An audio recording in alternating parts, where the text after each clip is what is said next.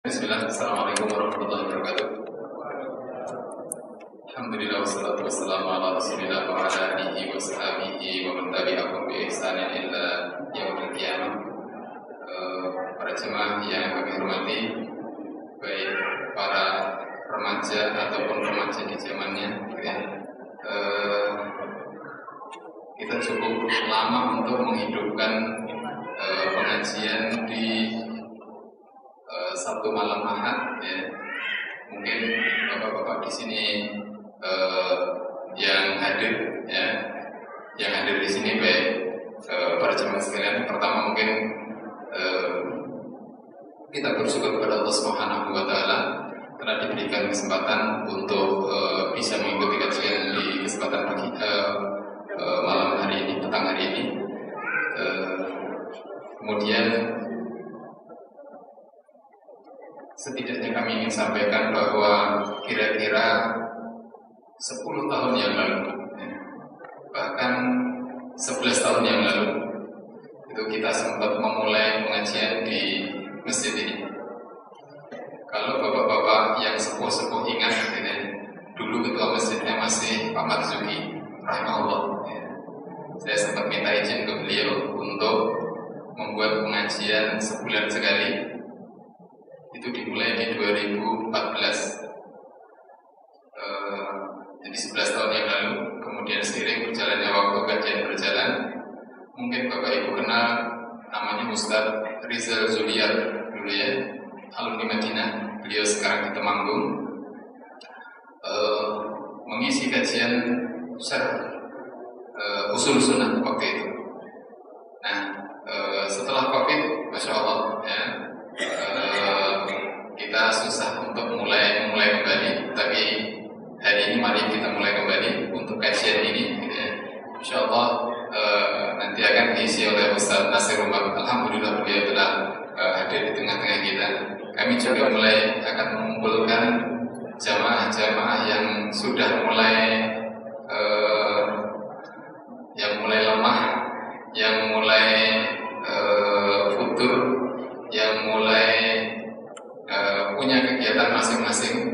Nah, ini kita mulai kumpulkan kembali di sini. Alhamdulillah yang masih jadi penjaga gawang nih Pak Selamat, nih, Masya Allah, ya, Pak Aziz, Pak Diki, dan bapak-bapak yang lainnya. Nanti kita berharap Insya Allah kita kumpulkan yang dahulu, gitu ya. Kira-kira 10 tahun yang lalu kita sama-sama berjuang memulai di kajian-kajian kita. Bapak Ibu, para jemaah sekalian, sebelum kajian kita mulai, mari kita simak dahulu, ya, pembacaan Al-Quran yang insya Allah akan dibacakan oleh qori kecil kita, ya. Kita perkenalkan salah satu dari santri kita, murid terbaik dari BK Sahabat, insya Allah waktu itu. Jadi saya sekarang sudah kelas 2, ya, Masya Allah. Saya Abdul Razak, silahkan Abdul Razak maju ke depan. Silakan. Bapak-bapak bisa menyimaknya, insya Allah. Anak Abdul Razak yang memiliki hafalan lebih dari 3 juz, insya Allah, gitu ya. Jadi untuk memotivasi bapak-bapak semuanya yang ikra'nya belum lulus, jangan khawatir. Insya Allah beliau dulu juga seperti itu. Mari kita simak bersama, ya. Silakan. Di sini nggak apa-apa. Assalamualaikum warahmatullahi wabarakatuh. A'udzu billahi minasy syaithanir rajim.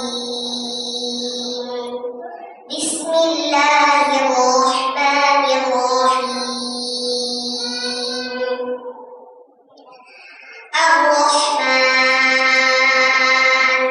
'allamal Qur'an. Khalaqal insana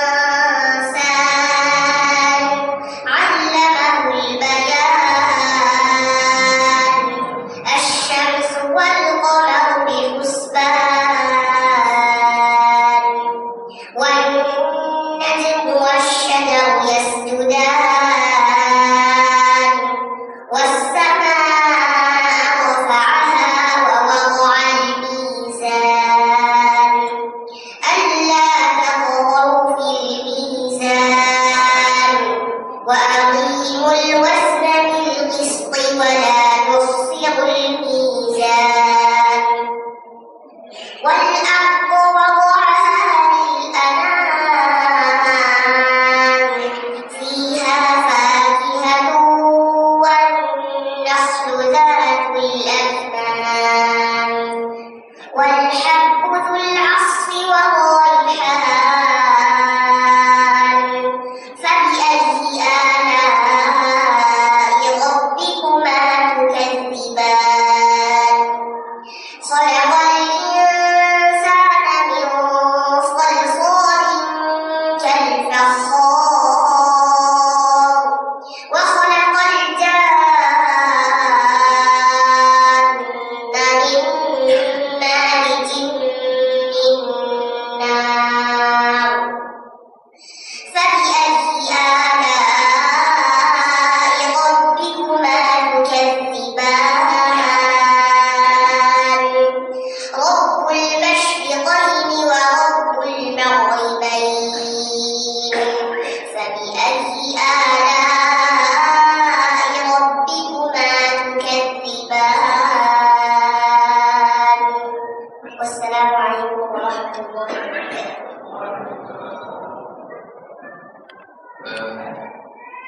Jazakallahu khairan ya. Terasa yang sudah membacakan Al-Quran di kesempatan hari ini. Bapak Ibu sekalian, acara kita adalah kajian, bukan untuk mendengarkan bacaan Al-Quran ya. Nanti insya Allah ada waktunya untuk mendengarkan bacaan-bacaan beliau dan seterusnya. Insya Allah di kesempatan maghrib ini kita akan ikuti bersama kajian bersama Ustaz Nasir Umar. Alhamdulillah sudah berakhir di tengah-tengah kita. Setidaknya ini mungkin perdana, nanti mudah-mudahan bukan yang pertama dan terakhir. Pada Ustaz kami persilakan Ustaz. Bismillahirrahmanirrahim. Assalamualaikum warahmatullahi wabarakatuh. Alhamdulillahi rabbil alamin wassalatu wassalamu ala asyrafil anbiya wal mursalin habibina Muhammadin wa ala alihi wa ashabihi ajma'in wa man tabi'ahum bi ihsanin ila yaumiddin wa sallama tasliman katsiran amma ba'd. Ikhwani akhawati rahimani wa rahimakumullah jami'an. Alhamdulillah, tidak lupa, tidak bosan untuk terus bersyukur kita kepada Allah Subhanahu wa taala atas segala nikmat anugerah yang Allah Subhanahu wa taala berikan pada kita. Yang dengan nikmat-nikmat itulah yang tentunya dengan rahmat dan juga taufik daripada Allah Subhanahu wa taala kembali Allah mengumpulkan kita bersama di tempat terbaik dari tempat-tempat yang ada. Di rumah dari rumah Allah Subhanahu wa taala. Untuk kegiatan yang baik. Karena perkumpulan kita saat ini bukan kumpul-kumpul tanda kita bercanda, tawa, ria. Tapi perkumpulan kita saat ini adalah perkumpulan untuk kita belajar, menimba ilmu.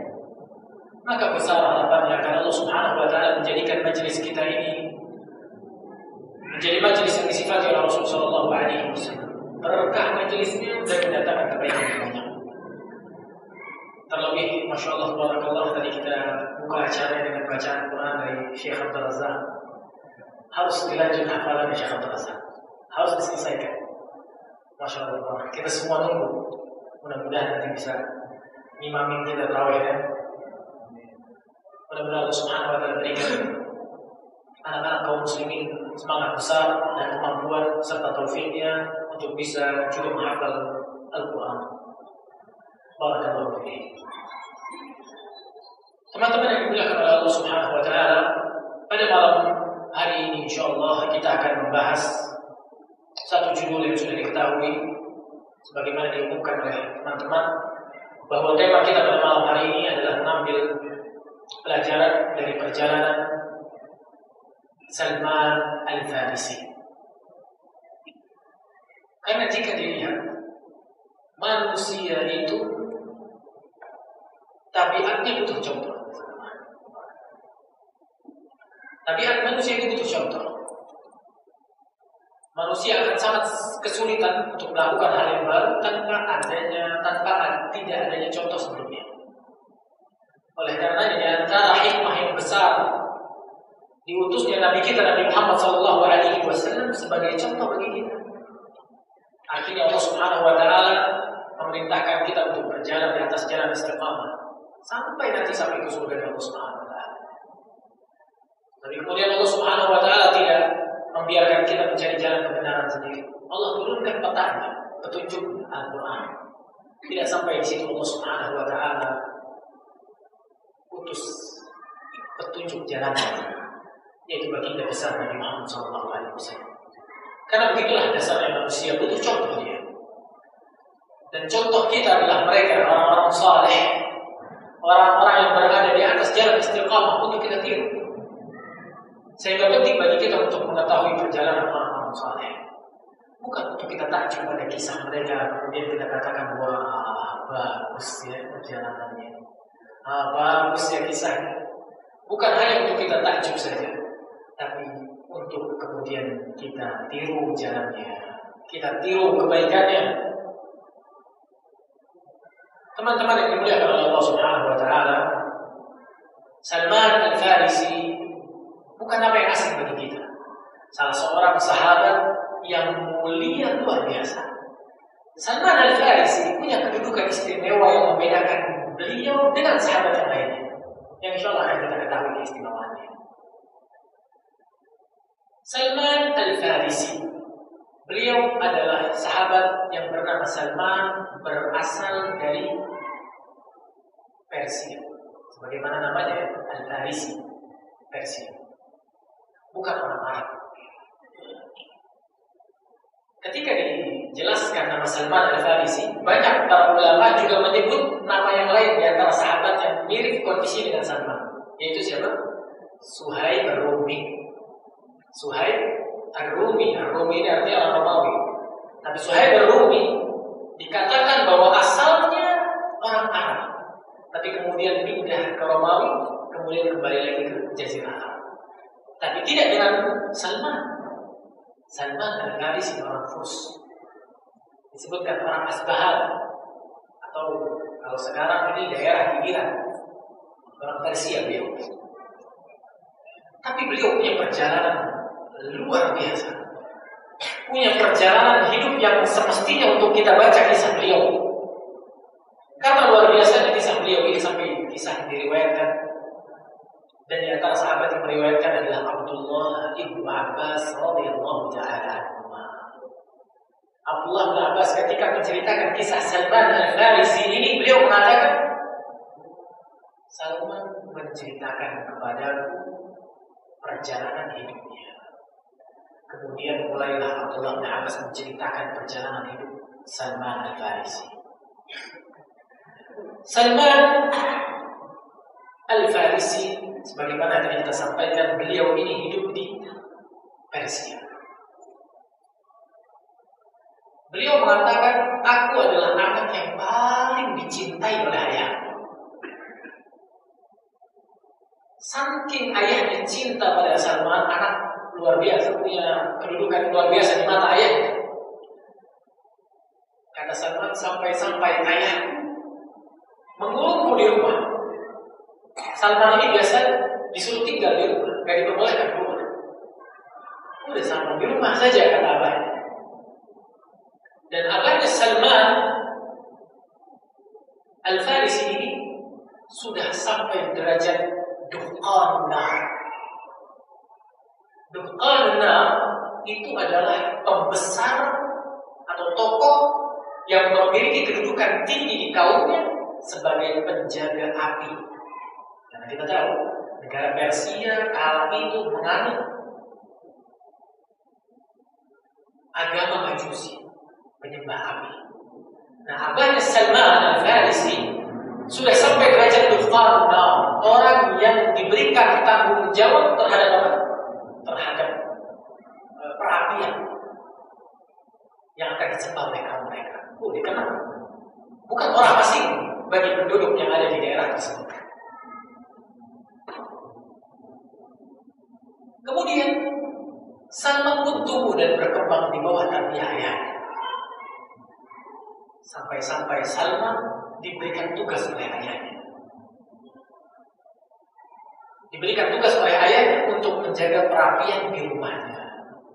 Nah, ini benih-benih yang mulai dilatih sama ayahnya buat nanti kemudian hari bisa menjadi seperti dia. Dimulai untuk menjaga perapian di rumahnya, jangan sampai padam. Kalau padam masalah ya, karena api tersebut disebar. Jangan sampai padam, dijaga api. Yang menjaga perapian di rumah Salman atas izin dan perintah dari ayahnya langsung, yang beliau ini adalah Dufqanun Nar, ya, penjaga perapian, itu diberikan kepada Salman Al-Farisi. Sekali lagi beliau bukan orang Arab. Beliau bukan orang Arab. Dan banyak kalau kita lihat para ulama juga bukan orang Arab, ada yang orang Arab, ada yang bukan. Dan orang itu bisa mulia di sisi Allah Subhanahu wa Ta'ala bukan karena darahnya. Orang mulia di sisi Allah Subhanahu wa Ta'ala karena inna akramakum 'indallahi atqakum. Yang paling mulia di antara kalian adalah yang bertakwa. Bahkan di zaman Rasulullah sallallahu alaihi wasallam, hamba sahaya seperti Bilal ibnu Rabah sekalipun bisa memiliki kedudukan yang luar biasa di kalangan para sahabat ketika dia bertakwa. Maka ketakwaan ini adalah barometer yang bisa menjadikan fulan lebih unggul daripada Anda. Dia lebih unggul daripada dia. Dengan apa? Bukan karena hartanya, jabatannya, atau lain sebagainya. Tapi semua itu karena ketakwaannya, kedekatannya dengan Allah Subhanahu wa Ta'ala. Salman Al-Farisi hidup di rumah. Kurang kenal lingkungan ibadah. Karena memang sama ayahnya ditugaskan di rumah. Kalau orang Arab bilang apa? Minal hubbi maqatan. Saking cintanya justru bisa menimbulkan bahaya. Jadi kadang hal tersebut adalah salah satu tarbiyah yang buruk. Bapak saking protektif terhadap anaknya sehingga dikurung di rumah. Wah, nanti kalau punya kesempatan buat keluar dia mungkin gak balik lagi. Nah, tarbiyah seperti ini adalah tarbiyah yang tidak seperti yang dilakukan oleh seorang bapak. Cinta sama anak yang wajar, pengen anaknya selamat dari fitnah wajar. Tapi jangan kurung dia, jangan berikan tarbiyah yang keliru sehingga memberikan masa depan yang buruk bagi anak tersebut. Pada suatu hari, ini sebagaimana disebutkan dalam riwayat Abdullah 16 ya. Pada suatu hari, ayah Salman Al-Farisi punya kebun. Karena memang keluarga beliau ini adalah keluarga berada. Punya beberapa kebun. Kemudian pada suatu hari ayahnya tidak bisa keliling kebunnya untuk cek kondisinya. Karena memang sudah menjadi kebiasaan untuk mengecek kondisi perkebunannya. Tersibukkan dengan satu kerjaan, kemudian secara terpaksa mewakilkan Salman Al-Farisi untuk memeriksa kebunnya. Wahai Salman, coba dilihat kebun-kebun tersebut. Dikasih perintahnya dan diwakilkan kepada Salman. Kemudian Salman keluar dari rumahnya. Ketika keluar dari rumahnya, Salman Al-Farisi melihat kanisa, gereja. Karena di zaman tersebut sudah ada orang-orang Nasrani. Salman Al-Farisi melihat mereka ibadah di dalam gereja. Ibadahnya menarik, kata Salman. Kemudian Salman berhenti di depan gereja tersebut melihat bagaimana mereka beribadah. Dan Salman Al-Farisi takjub terhadap apa yang dia lihat. Wah, ini luar biasa, katanya Salman. Aku yakin agama ini lebih baik daripada agamaku. Sampai Salman Al-Farisi menghabiskan waktunya sampai tenggelam matahari.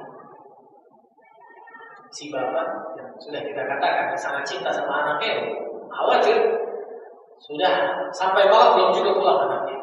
Sampai kemudian ditunggu, Salman pun datang, kemudian ditanya oleh bapaknya, "Ayya bunai, wahai anakku, kemana saja engkau sampai baru pulang ketika sudah mulai gelap?" Maka Salman Al-Farisi di sini mengatakan, "Wahai ayah, aku melihat kaum di gereja mereka beribadah, dan aku yakin agama mereka lebih baik daripada agama kita." Salman Al-Farisi tahu kalau dia ngomong kayak gini bapaknya bakal marah. Tapi Masya Allah dia jujur. Sampai di sini para ulama mengomentari, para ulama mengatakan apa? Ini tarbiyah yang baik. Artinya si bapak itu menanamkan kejujuran pada anak, dan itu menunjukkan kedekatan antara bapak dan anak. Dan ini penting. Walaupun Salman Al-Farisi salah, tapi dia lebih baik jujur daripada anak. Kemudian kata ayah, tidak wahai anak, mereka adalah orang-orang yang jauh daripada kebenaran. Ini Salman ini anak muda yang kritis dia. Kemudian dia tanya sama bapaknya, wahai ayah, apa dalilmu kalau agama kita lebih benar? Aku melihat dengan mata kepala aku agama mereka lebih baik. Kalau kata ayah agama kita lebih baik, apa patokannya, apa dalil? Kemudian si ayah nggak punya dalil. Si ayah nggak tahu harus bilang apa. Si ayah cuma bilang apa? Kalau agama kita tidak lebih baik, aku dan kakek tidak akan memeluk agama ini. Itu sudah dari dia. Kata Salman tidak. Sungguh aku mendapati mereka lebih baik dari kita. Kemudian ayah mengatakan, ini masalah ini. Gak usah dikasih keluar lagi. Kemudian Salman diikat kakinya dengan ikatan dari besi. Dan itu dengan dalih apa? Kecintaan si ayah pada si anak. Jangan sampai si anak keluar lagi dapat macam-macam. Kemudian ternyata Salman Al-Farisi diam-diam mengirimkan surat ke gereja yang pernah dia lihat. Terus murasalah dikirim, saling berkabar. Sampai di beberapa hari kemudian Salman menuliskan surat kepada pihak gereja mengatakan, kalau datang para pedagang dari negeri Syam, kabari aku. Karena Salman sudah pernah tanya, ternyata asal muasal dari agama Nasrani adalah di negeri Syam. Sampai Salman bilang, kalau ada orang-orang pedagang dari negara Syam datang, kabari aku ikut ke sana. Ini udah rencana kabur dia. Nah, kemudian datanglah kabar dari pihak gereja kalau datang para tujar dari Syam. Kemudian dengan cara sendiri Salman melepas ikatan tersebut, kemudian lari meninggalkan rumah tanpa diketahui oleh keluarganya, menuju para pedagang Syam. Kemudian berangkat ke Syam. Sampai di Syam, Salman Al-Farisi bilang, ayyukum afdalu fi dinikum? Siapa di antara kalian yang paling baik agamanya? Lihat ya, keinginan Salman mencari kebenaran itu kuat. Salman tidak mau belajar dari fulan dan ada orang-orang biasa. Pengen langsung dari pusatnya, dari orang yang paling alimnya. Kemudian dikatakan kepada Salman, dzakar rajul al-uskuf an-nasrani. Si fulanlah seorang uskuf agama kami. Dia orang paling alim di antara kita. Salman kemudian datang kepada uskuf tersebut, mengatakan, wahai fulan, sungguh aku datang dari negeri yang jauh, dan aku sangat berminat untuk bisa beragama seperti kalian. Izinkan aku untuk tinggal bersama, berkhidmat kepadamu dan belajar darimu. Dan itu pun terjadi. Tapi lihat, ahli ibadah tadi yang menunggu rumah ibadah tadi, yang Salman Al-Farisi belajar dengannya, apa kata Salman dalam riwayat ini? Beliau mengatakan, wa kana hadzal uskuf an-nasrani rajulun su'. Ternyata si orang ini yang dibilang ahli ibadah, dia orang yang sangat buruk sekali. Karena dia mengambil harta dari orang yang katanya mau dibagikan kepada orang miskin, tapi tidak dilakukan. Timbul nakal ya. Nah, tapi kemudian Salman Al-Farisi nggak bisa bilang apa-apa. Kalau Salman bilang ke orang lain, maka orang lain akan membenarkan siapa kira-kira?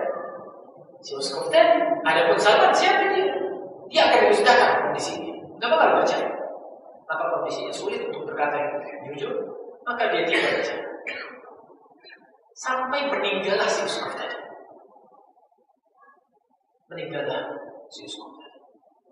Ketika ingin dimakamkan, Salman Al-Farisi bilang kepada orang semua, sungguh kalian, orang yang kalian ingin makamkan ini orang buruk sekali. Dia ngumpulin harta orang, ditimbun, tidak dibagikan orang miskin. Kemudian para ahli ibadah yang lain mengatakan, apa dalil? Kata Salman, aku tunjukkan di mana gudangnya. Tunjukkan gudangnya, ternyata benar yang dikatakan oleh Salman. Kemudian tidak jadi dimakamkan, disalib, dilemparin batunya. Kemudian diangkat uskup yang lain, ahli ibadah yang lain. Dan Salman Al-Farisi tinggal dengan pendeta yang baru. Ternyata pendeta tersebut adalah orang yang ahli ibadah, orang baik luar biasa, ahli ibadah. Sampai Salman Al-Farisi tinggal bersamanya sampai si pendeta ini ingin meninggal, sampai pada akhir umurnya. Kata Salman Al-Farisi, ya fulan, ausini, wahai pendeta, beri aku wasiat. Setelah aku harus datang ke siapa? Orang yang seperti kamu ini. Ditunjuklah, datanglah ke si fulan, bilang kau datang atas perintah. Saat ini di antara orang yang aku tahu kondisinya baik sekali, ahli ibadah adalah dia. Datanglah kepadanya. Maka Salman Al-Farisi lihat anak muda yang terus tidak gentar cari kebenaran, dan perjalanan panjang. Dia datang ke si ahli ibadah yang kedua. Ternyata benar didapati ahli ibadah tersebut luar biasa baik orangnya sebagaimana diwasiati oleh pendeta yang pertama. Meninggal lagi, minta wasiat lagi, datang ke orang lain lagi, tinggal bersama pendeta yang ketiga. Sampai si pendeta yang ketiga ingin meninggal lagi, dia minta pendapat. Diberikan satu orang di daerah namanya Amurinya. Datanglah kamu wahai Salman ke Amurinya. Di sana ada pendeta yang aku ketahui baik. Datanglah padanya. Salman pun datang padanya. Dan Salman pun mendapati pendeta tersebut ahli ibadah sebagaimana disifati oleh pendeta sebelumnya. Tidak lama Salman bersama si pendeta yang keempat, dia pun mulai mendekati ajalnya. Ditanya oleh Salman, wahai fulan, wasiati aku, siapa orang yang harus aku datangi setelahmu, yang juga memiliki kedekatan, kesolihan, ahli ibadah. Kata si orang ini, saat ini aku tidak mengetahui siapa-siapa, wahai Salman. Bayangkan, orang banyak ya, kecuali satu. Dikabarkan akan datang seorang nabi di Jazirah Arab.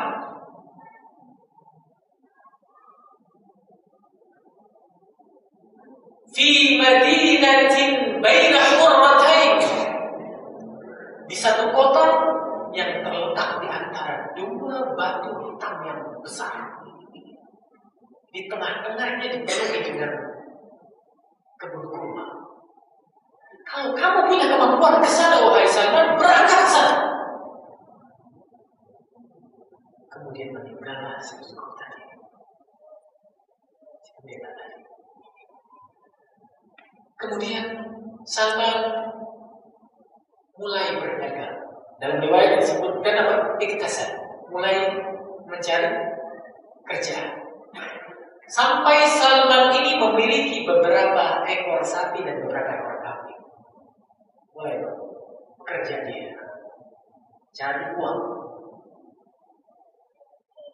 Sampai ketika datang pedagang-pedagang dari Jazirah Arab, Salman pun mendengarkan kabar mereka. Kemudian Salman mengatakan, apakah engkau tahu ke satu kota yang terletak di antara dua batu yang besar? Kota apa itu? Al-Madinah. Karena Madinah ini baina hurratain. Sebagaimana yang Nabi SAW sampaikan, Madinah itu tanah haramnya dibatasi dengan apa? Hurratain, dengan 2 batu hitam yang culas, yang besar. Jadi Madinah itu kanan kiri batu besar sampai sekarang. Ini batu besar, batu besar. Di sini kebun kurma, sehingga satu-satunya jalan untuk masuk ke Madinah ya dari sini. Karena dari sini nggak bisa dilewati oleh kuda dan unta. Sampai sekarang masih ada. Disebut Hurratain. Hurrah itu adalah batu besar yang curas, hitam, tidak bisa dilewati oleh binatang tunggangan. Kemudian pedagang tersebut, oh dia tahu itu Yathrib katanya. Nama-nama kota Madinah. Itu Yathrib. Katanya Salman, bawa aku ke kota tersebut. Imbalannya ambil seluruh sapi dan kambing-kambing. Salman tak peduli sudah. Yang penting dia mendapatkan kebenaran hak yang dia cari. Itu tujuan Salman. Oh, gigi luar biasa anak muda ini. Dibawalah Salman. Diambil kambing dan sapinya. Tapi disebutkan dalam riwayat ini apa? Walakinnahum ghadaru bihi. Tapi ternyata para pedagang tersebut berdusta kepada, dibohongin Salman. Apa yang dilakukan? Salman dijual. Ini Salman ini orang merdeka, dijual seperti budak. Sampai di Madinah dibilang, ini budak ini, saya mau beli. Dibelilah Salman Al-Farisi oleh orang Yahudi. Perjalanan yang beliau lakukan panjang. Ini apa yang kita sebutkan ini, kalau kita ingin bayangkan dan renungi, oh beratnya luar biasa. Tapi satu titik dalam hatinya yang menguatkan hati Salman untuk terus melangkah mencari kebenaran. Dan Allah Subhanahu wa Ta'ala giring beliau untuk sampai kepada Islam. Sampai di Madinah dibeli oleh orang Yahudi. Dipekerjakan Salman di Madinah. Akhirnya Salman itu kerja di Madinah. Jadi penduduk Madinah sudah. Suatu ketika penduduk Madinah ini petani kurma. Salman pun diperintahkan untuk menjaga perkebunan kurma oleh orang Yahudi. Disuruh naik pohon kurma. Ketika Salman berada di atas pohon kurma, tuannya majikannya ada di bawah. Datang sepupu si majikannya, bilang, wahai fulan, qabbahallahu bani Qailah. Semoga Allah menghancurkan Bani Qailah, kata si orang Yahudi. Bani Qailah ini adalah sebutan untuk orang Ansor, orang Madinah. Karena orang Madinah, Aus dan Khazraj waktu itu tengkar. Dan pertengkaran antara Aus dan Khazraj itu dimanfaatkan oleh orang Yahudi. Kata si Yahudi ini, semoga hancur itu Bani Qailah. Kata si majikannya, kenapa? Telah datang kepada mereka orang yang mengaku Nabi, kemudian mempersaudarakan antara Aus dan Khazraj. Bukan rela ini si Yahudi tadi. Nah itu dia Yahudi ya. Sukanya apa? Nah di domba dia. Senang kalau ada orang tengkar tuh tepuk tangan dia. Salman yang berada di atas pohon mendengar hal tersebut kaget. Sampai kata Salman disebutkan dalam riwayat ini, aku sangat khawatir sekali aku jatuh menimpa majikanku. Saking kaget Salman. Ini yang aku cari, kata Salman. Inilah tujuanku datang ke sini, kata Salman. Kemudian serta-merta Salman turun dari pohon kurma tanpa perintah dari majikannya. Kemudian tanpa melihat majikannya langsung ngomong ke sepupu majikannya. Adik yang pun coba ulangi lagi tadi ngomong apa? Sampai disebutkan di sini falakatani. Kemudian dipukul sama majikannya. Karena budak itu zaman dulu berhak untuk ngomong. Gak berhak untuk ngomong. Semuanya harus dengan perintah majikannya. Itu dilewati sama-sama. Semuanya dilewati. Hari-hari yang sulit tersebut dilewati. Kemudian Salman Al-Farisi tidak kuat dia mendengarkan kabar tersebut tanpa bisa berbuat apa-apa. Kondisi Salman Al-Farisi sebagai budak, dia punya sebagian makanan yang dia kumpulkan. Dia kumpulkan roti-roti tersebut. Terus dia ingat-ingat pesan pendeta terakhir yang memerintahkan dia datang ke Madinah. Ternyata pendeta tersebut pernah menyebutkan ciri-ciri Nabi Muhammad SAW. Dan orang-orang Yahudi itu tahu Rasulullah SAW. Bahkan Allah menggambarkan dalam Al-Quran yang Karim, ya'rifunahu kama ya'rifuna abna'ahum. Mereka itu tahu Nabi Muhammad seperti tahu anak sendiri. Tapi begitulah kondisi orang-orang yang mendustakan Nabi Muhammad SAW. Disebutkan 3 ciri Nabi Muhammad. Kalau kamu melihat orang tersebut, cirinya 3 kata pendeta sebelumnya. Tidak makan sedekah. Yang kedua, dia menerima dan makan hadiah. Dan yang ketiga, di punggungnya ada khatmun nubuwah, ada ciri kenabian yang bisa terlihat. Kemudian Salman ingat ciri itu, dikumpulkan beberapa roti yang Salman punya, sekedarnya budak punya, tapi Salman tidak lupa tujuannya.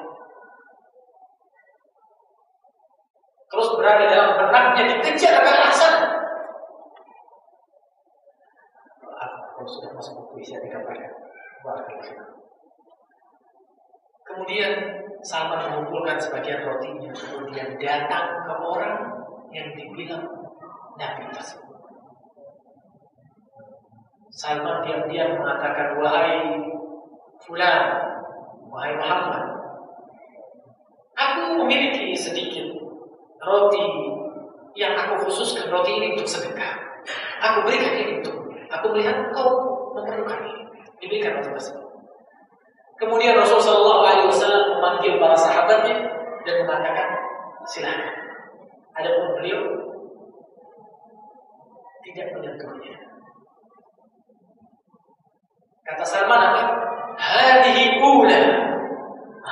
Ciri pertama dapatnya. Masuk di ciri pertama. Kemudian ketika Rasulullah SAW pertama hadir itu di Kuba, ya. Dan kejadian pertama oleh Salman itu di daerah Kuba. Beliau baru datang dari Mekah, hijrah bersama Abu Bakar Siddiq. Tapi kemudian beliau tidak lama tinggal di Kuba, masuk ke dalam kota Madinah dan mendirikan Masjid Nabawi di sana dan tinggal di sebelahnya. Salman datang ke Rasulullah SAW di posisi beliau sudah di Madinah, yang sebelumnya di Masjid Kuba. Beliau kumpulkan lagi sebagian makanan, kemudian mengatakan, wahai Muhammad, ini hadiah dariku untukmu. Sekiranya engkau ingin menerima hadiah ini. Kemudian Rasulullah SAW memakan makanan tersebut dan memanggil para sahabat untuk juga memakannya. Barakallahu fikum. Di Al-Isya dan barakallahu fikum. Jazakumullah khair. Alhamdulillah rabbil alamin. Wassalatu wassalamu ala rasulil amin wa ala alihi wa sahbihi ajma'in wa man tabi'ahum bi ihsan ila yaumil din wa sallam tasliman katsiran amma ba'd. Alhamdulillah Allah Subhanahu wa taala masih saja memberikan kita kesempatannya untuk bisa terus belajar dan besar harapannya agar Allah Subhanahu wa taala menjadikan kita orang-orang yang ketika mendengarkan kebaikan segera mengamalkan kebaikan tersebut. Masih kita melanjutkan kisah luar biasa dari sahabat mulia Salman Al-Farisi, sahabat yang Al-Imam Al-Zahabi rahimahullah ta'ala berkata tentang beliau dalam kitabnya Syiar A'lam Al-Nubala, di mana beliau mengatakan, kana labiban min uqala'i rijal wa min ubadihim wa nubala'ihim. Kata Imam Zahabi rahimahullah ta'ala dalam kitab Syiar A'lam Al-Nubala, Salman Al-Farisi beliau labiban, beliau ini orang yang cerdas, min uqala'i rijal, termasuk orang-orang yang dikenal memiliki pikiran yang cemerlang, dan juga dikenal ahli ibadah dan dikenal ketaatannya kepada Allah Subhanahu wa taala. Dan sampai kita tadi pada kisah di mana Salman Al-Farisi melihat ciri-ciri kenabian pada Rasulullah Shallallahu Alaihi Wasallam, di mana beliau tidak makan sedekah, makan dan menerima hadiah, dan begitu seterusnya berlaku bagi seluruh ahli bait. Orang-orang yang memiliki kekerabatan dengan Nabi Shallallahu Alaihi Wasallam dari sisi jalur nasab itu sampai sekarang tidak diperbolehkan untuk makan dari sedekah, tapi boleh menerima hadiah. Kemudian Salman Al-Farisi melihat dan berusaha memastikan ciri ketiga benar-benar terlihat pada orang tersebut.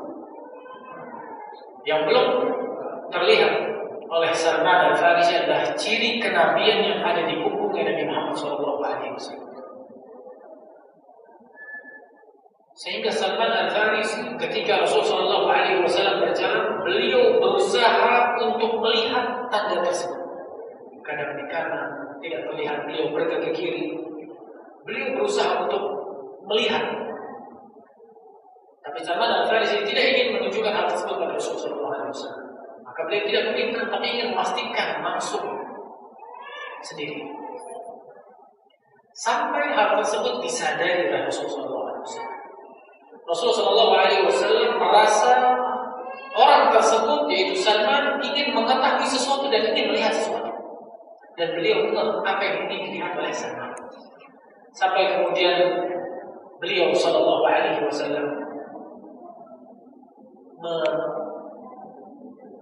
menyampingkan selendangnya sampai kemudian tanda kenabian tersebut terlihat. Maka kemudian Salman datang ke Rasulullah SAW. Beliau pun masuk Islam. Beliau pun mengungkapkan syahadat di depan baginda besar Nabi Muhammad SAW. Tidak serta-merta beliau ini langsung bisa ikut mengabdi kepada Rasulullah SAW dan mengikuti perang-perang beliau bersama Rasulullah SAW. Tidak bisa. Karena kondisi Salman Al-Farisi kala itu adalah budak. Perbudakan sulit. Sulit bagi Salman untuk mengikuti jejak Rasulullah SAW menjaga beliau. Maka suatu ketika Rasulullah SAW mengatakan kepada Salman, "Katib ya Salman, katib." Katib atau mukatibah itu di masa adanya perbudakan, itu artinya si budak mengajukan kepada majikannya pembebasan dirinya. Itu namanya mukatibah. Maka Rasulullah SAW bilang ke Salman, "Katib ya Salman, coba ajukan. Nanti majikan minta berapa? Nanti si budak bisa mengusahakan hal tersebut." Makanya dalam perbudakan itu ada namanya muba'ab. Artinya orang yang masih setengah budak, setengah merdeka. Sesuai sudah bayar semangat ya sama majikannya. Maka Salman pun datang ke majikannya. Oh, majikannya siapa? Yahudi. Salman ingin mukatibah, ditulis, disetujui oleh majikannya sebagai bentuk pembebasan Salman dari perbudakan.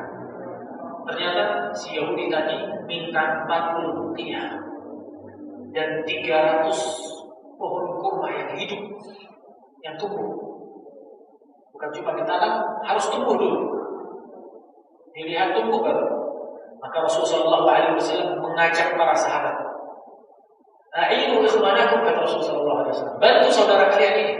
Kemudian para sahabat membantu Salman Al-Farisi sampai beliau lunas dan terbebas dari perbudakan yang beliau pada dasarnya bukan budak. Maka perang pertama yang diikuti oleh beliau oleh Salman Al-Farisi adalah perang Khandaq di Madinah, di mana Madinah diserang oleh orang-orang kafir Quraisy. Sebagaimana tadi kita jelaskan, Madinah itu punya hurratain, punya dua batas kanan kiri yang dipenuhi dengan batu yang culas dan besar.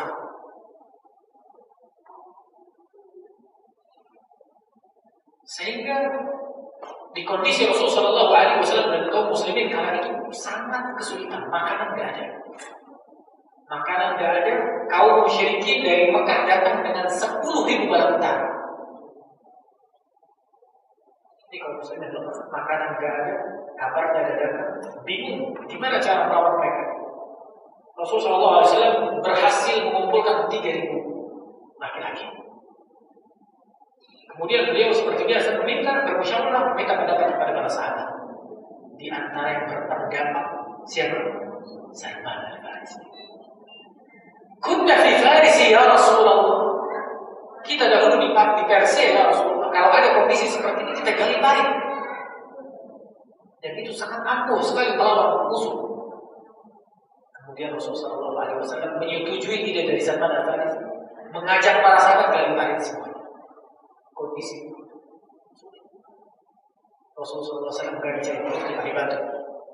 Ada sahabat bilang, ya Rasulullah, kondisiku sulit payah sekali ya Rasulullah. Dilihat perutnya diganjal.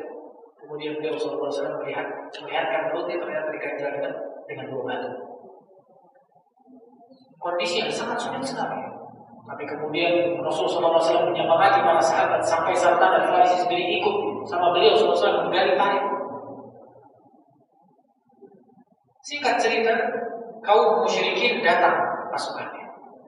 Yang kala itu dipimpin oleh Abu Sufyan. Belum masuk Islam kali itu. Begitu Abu Sufyan melihat parit tersebut, Abu Sufyan bilang, "Hadi tariqah ma hammatul al." Ini cara kayak ini orang-orang nggak tahu nih. Ini pasti idenya dari luar. Katanya Abu Sufyan. Karena nggak pernah terlihat metode atau taktik perang yang seperti itu. Di posisi dingin yang luar biasa. Makanya teman-teman kalau pernah ke Madinah, bahkan sampai sekarang, di musim dingin itu dingin yang luar biasa.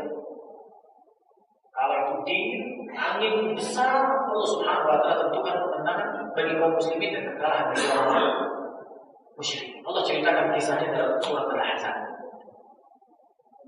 Salman Al-Farisi radhiyallahu ta'ala anhu, perjalanan panjang yang ditempuh oleh anak muda yang pada akhirnya Allah Subhanahu wa Ta'ala berikan hasil daripada usaha yang dilakukan. Dan begini sepatutnya anak muda. Anak muda ini dalam Islam memiliki porsi yang luar biasa. Selagi punya pandangan yang jelas, tujuan yang jelas, kebaikan, manfaat yang besar bagi kaum muslimin, kejar manfaat tersebut. Jangan kita habiskan waktu-waktu masa muda kita, kekuatan kita dalam kelalaian, dalam manfaat seharusnya. Tidak kenal Allah, terus dikejar kebaikan dan kebermanfaatan tersebut. Sampai suatu ketika Rasulullah SAW seringkali memberikan tugas bagi muhajirin dan memberikan tugas bagi ansor. Ketika itu terjadi, orang-orang muhajirin suka panggil Salman masuk sini. Kamu muhajirin. Dianggap muhajirin karena memang datang dari luar Madinah, dari Persia, dari Syam, dari Amuriyah. Kamu itu muhajirin. Orang Ansor bilang, oh enggak, kamu bukan muhajirin. Kamu Ansor. Kamu itu orang Madinah. Kata orang Ansor. Saking luar biasa Salman Al-Farisi sampai diperbutkan. Kemudian beliau sallallahu alaihi wasallam keluar mengatakan, Salman minna ahli bait. Kata Rasulullah, Salman ini golongan kita ahli bait ini. Kata Rasulullah sallallahu alaihi wasallam. Dan ini pula dikatakan oleh Ali bin Abi Thalib ketika ditanya tentang Salman. Ali bin Abi Thalib mengatakan, Salman minna ahli bait, sebagaimana yang dikatakan oleh Rasulullah. Dan ini mengqadah azimah, ini kemuliaan yang luar biasa, di mana beliau memasukkan Salman Al-Farisi sebagai anggota keluarga. Luar biasa.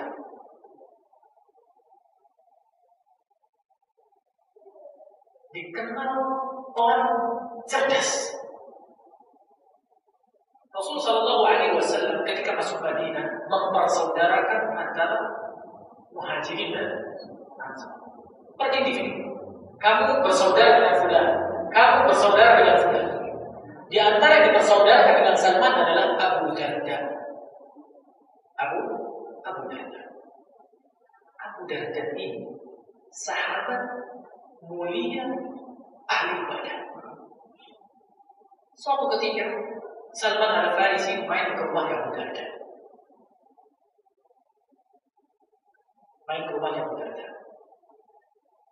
Kemudian tidak menjumpai Abu Darda. Ada istri Abu Darda kala itu belum diwajibkan hijab. Kondisi istri Abu Darda lusuh sekali. Sampai Salman mengatakan, "Ma baluki ya Abu Darda?" Ada apa kondisinya carut marut seperti ini? Kata Abu Darda, "Akhuka Abu Darda, saudara kamu itu Abu Darda, laisa lahu hajah fi dunia." Dia enggak punya keperluan lagi seperti dia sudah. Ibadah setiap hari. Ini bahasa lembut. Biasa ada di kalangan bahasa. Enggak terus ngomongin itu orang enggak perhatian sama istrinya atau enggak urusin istrinya, tapi ngomongnya aku ke Abu Darda laisa lahu hajah fi dunia. Kata Salman Al-Farisi, jika Abu Darda datang, sampaikan salam kepadanya, katakan malam ini aku akan menginap di rumah. Abu Darda datang, disampaikan hal tersebut, kemudian Salman Al-Farisi datang. Nginap di rumah Abu Darda. Disuguhkan makanan oleh Abu Darda. Kata Salman, ayo kita makan bersama. Kata Abu Darda, aku puasa. Kata Salman, aku tidak akan memakannya sampai kau berbuka. Kemudian Abu Darda berbuka, makan bersama. Kemudian tidur. Kemudian Salman melihat Abu Darda di malam hari ini bangun saat malam. Ditahan oleh Salman Al-Farisi. Kata Salman Al-Farisi, ya Abu Darda, nam. Wahai Abu Darda, jangan sholat terus, tidur. Pengen bangun lagi ditahan sama Salman Al-Farisi. Dan tidur. Sampai tersisa sepertiga malam terakhir mendekati subuh. Kata Salman Al-Farisi, sekarang barulah sholat. Kemudian keduanya sholat bersama. Kemudian Salman Al-Farisi setelah itu mengatakan perkataan yang luar biasa. Beliau mengatakan, inna li rabbika 'alayka haqqan. Rabbmu itu punya hak yang harus kamu tunaikan. Dirimu punya hak yang harus kamu tunaikan. Keluargamu juga punya hak yang perlu kamu tunaikan. Apa yang dikatakan Salman Al-Farisi kepada Abu Darda disampaikan kepada Rasulullah Shallallahu Alaihi Wasallam. Kemudian beliau membenarkan siapa? Salman Al-Farisi. Kata beliau Shallallahu Alaihi Wasallam, "Shadaqa Salman." Telah benar apa yang dikatakan oleh Salman.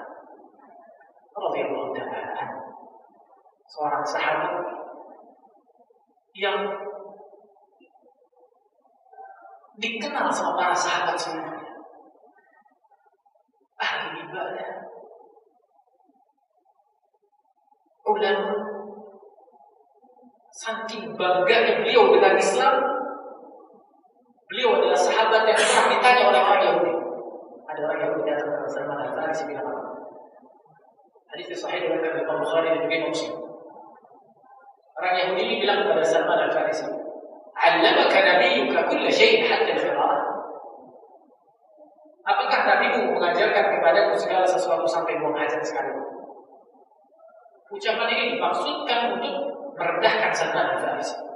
Tapi lihat, jawaban Salman bukan jawaban kalah, bukan jawaban minder, bukan jawaban malu. Salman Al-Farisi dengan bangganya beliau dengan Islam, beliau menjawab, "Na'am, 'allamana nabiyyuna kulla syai'in hatta al-qira'ah." Nabi kita tidak meninggalkan ilmu apapun walaupun dalam buang hajat sekalipun. Kemudian dalam hadis yang beliau menyebutkan ada buang hajat. Ini semestinya yang punya kita. Sifat yang kita miliki sebagai orang Muslim, bangga berada di atas agama Islam. Enggak mau, tidak malu dengan identitasnya sebagai Muslim. Justru bangga berada di atas agama yang luar biasa. di luar Islam yang memiliki permusuhan dengan Islam, biasa nyindir seperti itu. Dibikin si orang malu sama agamanya. Diambil perkara-perkara yang rancu dalam Islam, kemudian disampaikan ke dia biar dia malu sendiri sama agama. Jangan jadi orang yang malu sama agama kita. Jadilah anak muda muslimah yang bangga terhadap agamanya, bangga dengan identitasnya sebagai seorang muslim. Di antara pelajaran yang bisa kita ambil dalam kisah Salman Al-Farisi adalah usaha yang kita lakukan dalam mendekatkan diri kita kepada Allah Subhanahu wa taala tidak akan pernah sia-sia. Mungkin panjang perjalanannya, mungkin lelah payah dilakukannya, tapi pasti Allah Subhanahu wa taala yang Maha Agung, yang Maha Besar mempersiapkan pahala yang juga besar untuk orang yang berusaha mendekat kepada Allah Subhanahu wa taala. Semoga Allah Subhanahu wa taala memberikan kita taufik untuk bisa beramal, beribadah, memperbaiki diri kita, menjadikan kita orang-orang yang ketika mendengarkan kebaikan bersegera mengamalkan kebaikan tersebut. Semoga Allah Subhanahu wa taala perbaiki kondisi diri kita, perbaiki kondisi anak keturunan kita. Allah jaga mereka, dan semoga Allah Subhanahu wa taala keluarkan dari keturunan iman kita orang-orang yang memberikan manfaat besar kepada Islam dan kaum muslimin. Barakallahu fiikum. Bapak Ibu sekalian, Salman yang sudah lanjut usia, silakan yang jika ada yang ingin bertanya.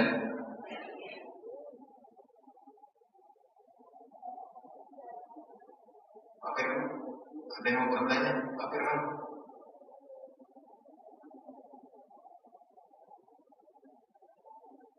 Ada? Atau cukup?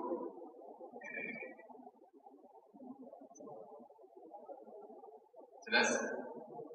Alhamdulillah. Tidak ada pertanyaan itu bagus. Artinya paham semua insyaallah. Barakallahu fiikum. Semoga Allah Subhanahu wa taala berikan keberkahan pada ilmu kita. Semoga ilmu kita di masjid ini dijadikan oleh Allah Subhanahu wa taala sebagai bukti bahwa kita adalah orang-orang yang menggunakan nikmat tersebut dalam ketaatan kepada Allah Subhanahu wa taala. Dan kami sampaikan terima kasih kami sebesar-besarnya kepada siapa saja yang terlibat sampai terwujudnya kajian ini. Semoga Allah Subhanahu wa taala menerima amal ibadahnya dan menjadikannya pemberat amal kebaikan mereka di akhirat kelak. Kemudian kami juga berterima kasih kepada Masjid Baitul Rahim dan orang-orang yang menjadi pengurusnya karena sudah memberikan kesempatan ini. Semoga apa yang kita usahakan di sini juga menjadi amal jariah mereka, masuk sebagai hasanah mereka di hari kiamat, sebagai amal saleh mereka yang Allah Subhanahu wa taala jadikan sebab turun rahmat dan ridha dari Allah Subhanahu wa taala. Kemudian kami mohon maaf kalau ada kekurangan, dan kekurangan itu pasti ada. Semoga Allah Subhanahu wa taala mengampuni kekurangan tersebut dan kesalahan tersebut. Subhanallah wa bihamdika asyhadu an la ilaha illa anta astaghfiruka wa atubu ilaik. Jazakumullahu khairan. Wassalamu alaikum warahmatullahi wabarakatuh. Waalaikumsalam.